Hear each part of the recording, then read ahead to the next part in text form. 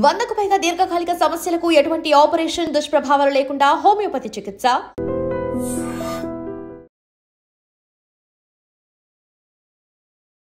Welcome to I dream. నా పేరు నుంబిని.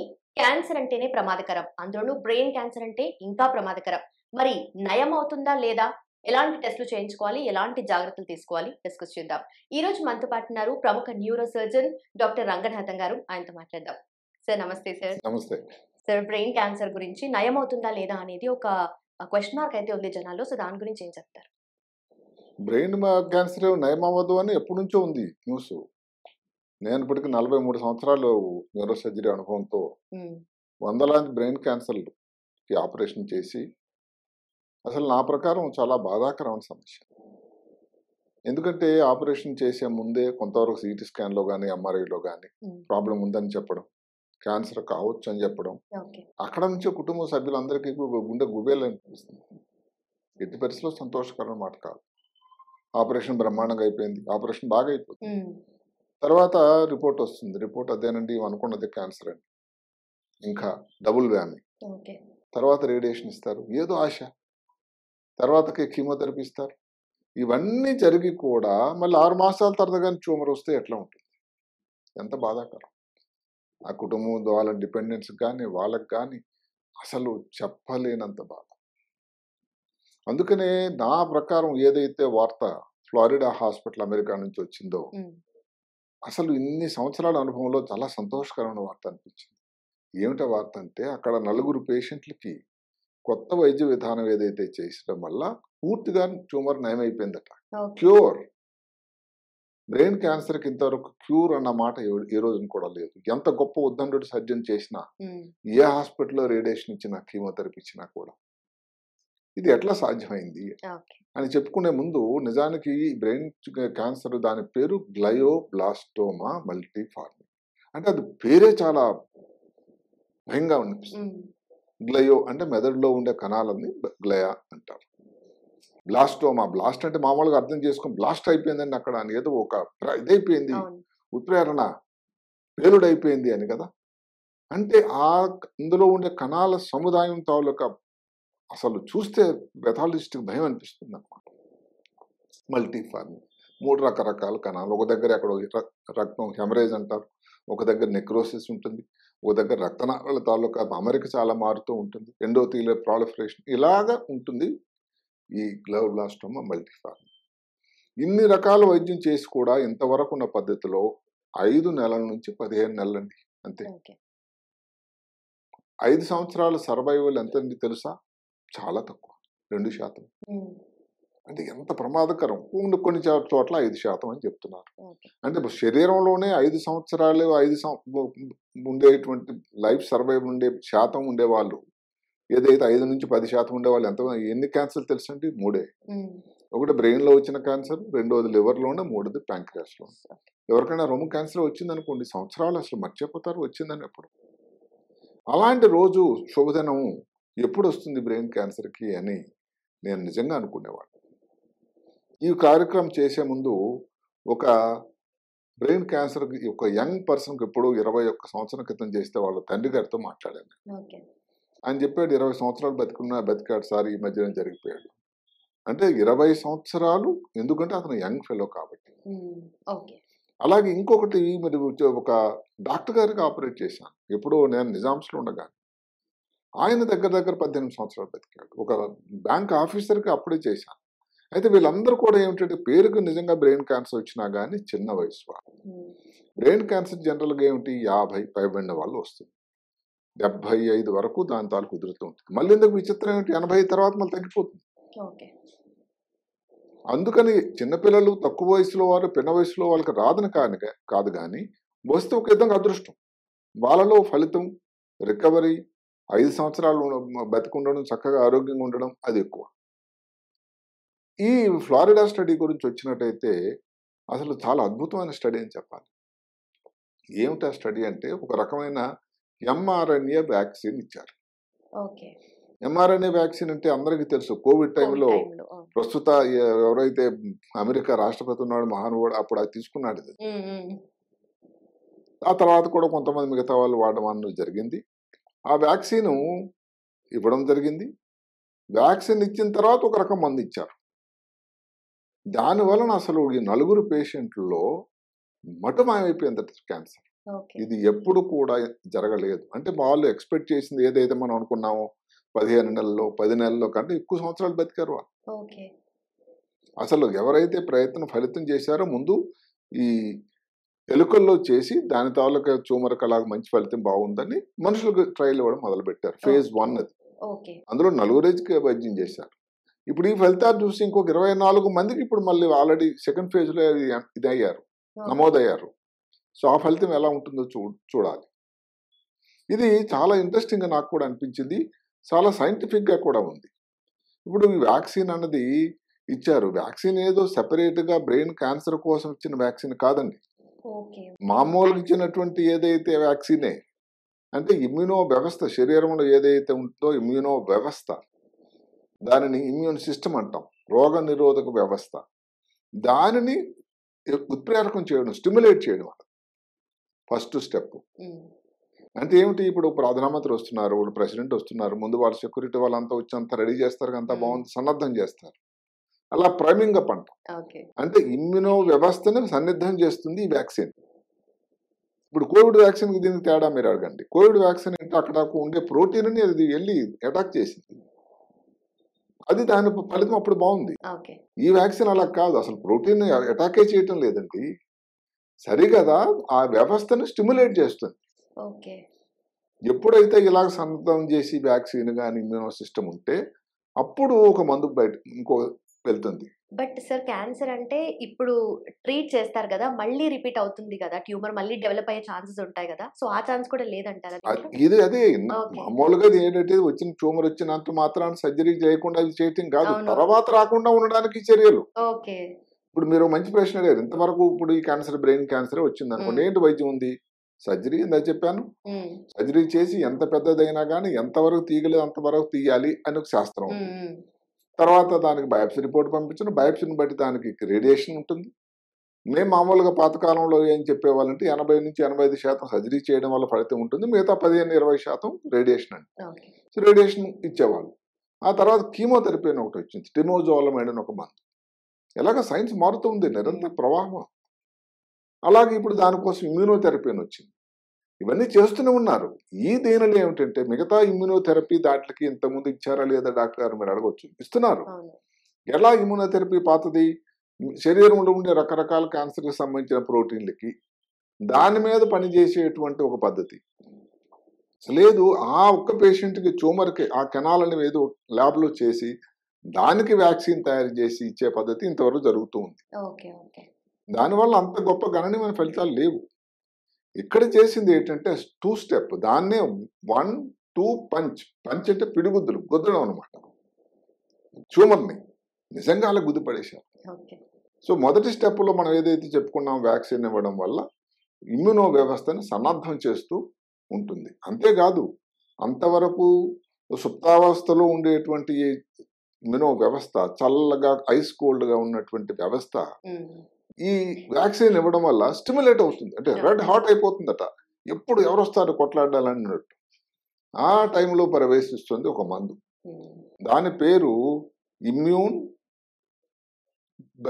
Gate inhibitor అని ఒకటి. అంటే ఇమ్యూనో సిస్టంలోనే కొన్ని రకాల బ్రేకులు ఉన్నాయి. ఆ బ్రేకుల వల్ల దానికి ఫలితం అంతా రావటం లేదు. దానిని ఇన్హిబిషన్ అంటే దాన్ని ప్రివెంట్ చేయాలి.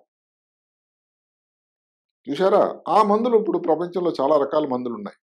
అంటే జరిగింది ఏమిటి, ఒకసారి కానీ ఇమ్యూన్ సిస్టమ్ బ్రేక్స్ తాలూకు ఇన్హిబిటర్స్ కానీ మనం ఇస్తే ఆల్రెడీ రెడీగా ఉంది ఇమ్యూన్ సిస్టమ్. దాని ఉన్న బ్రేకులను తీసేసి ఈ ట్యూమర్ పనిచేయడానికి టక్కున పిడిగుద్దు వేళ్ళకు అసలు కణాలు కనిపించకుండా మొట్టమాయిపోయినట్టు చేయగలిగిన సామర్థ్యం ఈ రెండు కలిపి చేయటం వల్ల వచ్చింది. అందుకని వాళ్ళు ఏం చెప్పారంటే ది 1-2 పంచ్. సో ఈ మందు ఇవ్వడం వల్ల అంత ఫలితం ఉంది. అంటే రెండు కలిపి పనిచేయటం వల్ల, ఒక్క వ్యాక్సిన్ వల్ల పనిచేయటం లేదు. ఒక్క వ్యాక్సిన్ మందులో డైరెక్ట్గా ఆ పేషెంట్కి ఇవ్వడంలో ఉపయోగం లేదు. ఈ వ్యాక్సిన్ అందరూ మామూలుగా సర్వసాధారణంగా ఇచ్చేటువంటి ఇమ్యూనో వ్యవస్థను పెంచడానికి ఇచ్చేటువంటి వ్యాక్సిన్ ఇమ్యూనో వ్యవస్థను దానిని పెంపొందించి సన్నద్ధం చేసి నెక్స్ట్ అటాక్ కోసం రెడీ అనమాట. క్రికెట్లో మీరు చూస్తూ ఉంటే కొంతసార్లు ఈ ఫీల్డింగ్ చేస్తూ ఉంటే ఒకసారి బౌండరీ లైన్కి వెళ్ళిపోతే ఫీల్డర్ అక్కడ నుంచి డైరెక్ట్గా త్రో చేయడు, ఇంకోళ్ళకి ఇచ్చి ఇంకోళ్ళు అక్కడ నుంచి చేస్తారు. అంటే ఇద్దరు కలిపి సైనర్జిస్టిక్ యాక్షన్ అనమాట. అలాంటి పనితనమే ఈ రెండు పని చేసి నలుగురిలో అసలు ట్యూమర్ వాళ్ళు ఎక్స్పెక్ట్ చేసినంత కాలం కంట ఎక్కువ కాలం అసలు హ్యాపీగా ఉన్నారు వాళ్ళు. సరిగదా ట్యూమర్ తాలూకా ట్రేసెస్ కనబడలేదు. అది అసలు ఒక విప్లవం, ఇది అసలు సైంటిఫిక్ విప్లవం నాకు అనిపిస్తుంది. ఎంతో సంతోషకరమైనటువంటి వార్త అని అనిపిస్తుంది. ఎందుకంటే ఒక గ్లోబ్లాస్టోమా వచ్చి ఆపరేషన్ చేసి ఆ అంత్యావస్థలో చూస్తుంటే అసలు ఇంత ఏ క్యాన్సర్ని చూసినా కానీ అంటే అంతా ఒక 6 మాసాల్లో ఉన్న సంవత్సరంలో మరి ఇదంతా జరుగుతుందంటే ఏ సజ్జన మాత్రం సంతోషంగా ఉంటుంది. అందుకని ఇప్పుడు బ్రెయిన్ ట్యూమర్ క్యాన్సర్ కోసం వచ్చి ఆపరేషన్ చేసేటప్పుడు ఆపరేషన్ చేసి ఏదో బాగా చేద్దామని ఏదైతే ఆలోచన ఏదైతే ఉంటుందో ఆ 6 మాసాల్లోనే మళ్ళీ వచ్చి అది చేయాలనే పరిస్థితి చాలా చాలా బాధాకరం అనిపిస్తూ ఉంటుంది. చూస్తూ ఉంటే నెమ్మదిగా వాళ్ళకి డల్ అయిపోతారు, అసలు మాట్లాడడం మానేస్తారు, మూత్రం కంట్రోల్ ఉండదు, అన్నిటికీ వాళ్ళందరి మీద డిపెండ్ అవుతారు. ఫ్యామిలీ మెంబర్స్కి, భార్యకి ప్రాబ్లం వస్తే భర్తకి ఎంతో ఇబ్బంది, బీపీ తక్కువ అయిపోతుంది, పల్స్ రేటు చాలా ఇర్రెగ్యులర్ అయిపోతూ ఉంటుంది. ఇలాంటి ఇబ్బందులు చూస్తూ మళ్ళీ ఇంకేంటి వాళ్ళు కొంతమంది మన స్పృహలో ఉంటారు చెప్పలేకపోయినా కానీ. ఇలాంటి చూస్తుంటే నిజంగా చాలా బాధాకరం. అంటే ఇలాంటి ఇబ్బందులు ఉండకుండా క్యాన్సర్కి క్యూర్ అని వచ్చిన మంచి రోజులు ఇన్నాళ్ళకు వచ్చాయా అని నాకు అనిపిస్తూ ఉంది. ఇంకో మాట ఏమిటంటే ఇంతకుముందు ఎప్పుడో నేను ఐడ్రీమ్లో కూడా ఈ కార్యక్రమం రే కుర్వేల్ అని ఒక మహానుభావుడు ఉన్నాడు. ఆయన ఒక కంప్యూటర్ మాంత్రికుడు, అదే కాకుండా ఆస్ట్రాలజర్. ఆయన ఎట్లాంటిది ముందు దానికి భవిష్యత్తుని చెప్పగలిగిన వాడు. అంటే ఏదో ల్యాప్టాప్ వస్తుందని చెప్పాడు, ఇంకా చాలా చాలా గొప్ప రావడం అవకాశం ఉందని చెప్పాడు. ఇంకొక మాట ఏం చెప్పాడంటే 2030 అంటే ఇప్పటి నుంచి 5 సంవత్సరాలు మనిషికి మామూలు కారణాల వల్ల మరణం ఉండదు అన్నాడు. నానో రోబోస్ వస్తాయి అన్నాడు. చిన్నవి, నానో అంటే ఎంత అండి, మిల్లీమీటర్లు 100. ఆ చిన్న రోబోస్ వెళ్ళి ఎక్కడైతే ట్యూమర్ ఉందో దానిలోనే పనిచేసి చుట్టుపక్కల బ్రెయిన్కి ఏమాత్రం కూడా ప్రమాదం చేయకుండా దాని పని తనకు ఆయన చేసి వచ్చేస్తుంది. అలాంటి నానో టెక్నాలజీ ద్వారా చేసినటువంటి ఈ వ్యాక్సిన్ ఇది.